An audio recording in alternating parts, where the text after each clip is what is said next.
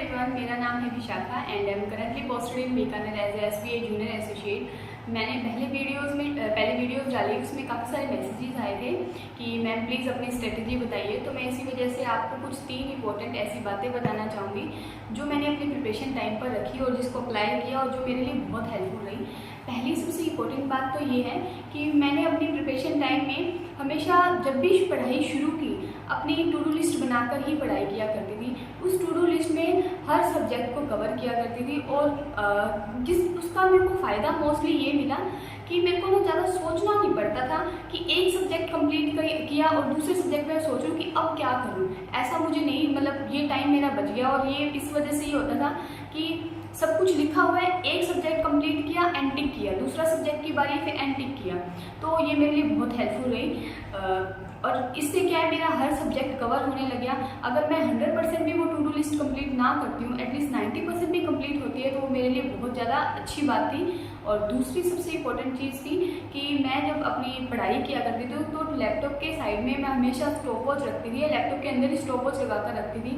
अगर मैं पानी पी रही हूँ तो स्टॉप वॉच बंद कर रही हूँ, अगर मैं खाना खा रही हूँ तो स्टॉप वॉच बंद कर रही हूँ। तो इससे क्या है कि और मैंने वो स्टॉप वॉच रात को, अगर मैं अपना पूरी पढ़ाई करके अगर रात को मैं वो टाइम देख रही हूँ तो 7 to 8 आवर, ये मिनिमम मैक्सिमम 6 आवर भी हो रहा है ना, तो वो भी बहुत अच्छी चीज़ है। उससे भी बहुत अच्छा सेटिस्फेक्शन मिलता है कि मैंने ओनली फॉर 6 आवर मैंने स्टडी में दी है।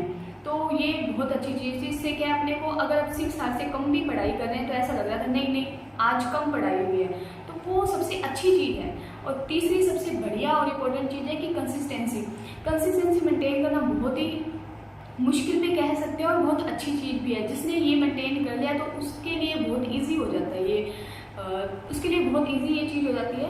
और ये जैसे कई लोग होते हैं कि मतलब ऐसे सोचते हैं कि 2 दिन पढ़ाई की, तीसरे दिन किसी का फंक्शन आया तो मुझे वो अटेंड करना है, तो उनके लिए वो ज़रूरी हो जाता है। लेकिन मेरे साथ हमेशा ये होता है कि मेरे को पढ़ाई करनी है तो करनी ही है, भावे कुछ भी हो। मतलब कोई फंक्शन आ रहा है तो मैंने अटेंड नहीं किया, अगर मन भी ना हो, बोर भी हो रहे हैं अपने, तो एटलीस्ट 1 आवर पढ़ लो, 2 आवर, मतलब 1 घंटा 2 घंटा पढ़ लो, तो वो कोई ज़्यादा। लेकिन इससे क्या कंसिस्टेंसी रहती है। अपने एक दिन ऐसा तो नहीं हो रहा कि एक दिन मैंने पूरे दिन पढ़ाई ही नहीं की, वो चीज़ गलत है।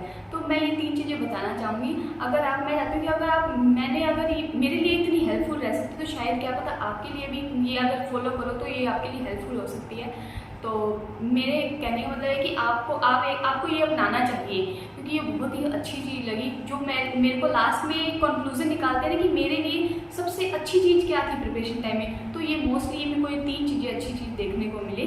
तो मैं यही बताना चाहूँगी। Thank you.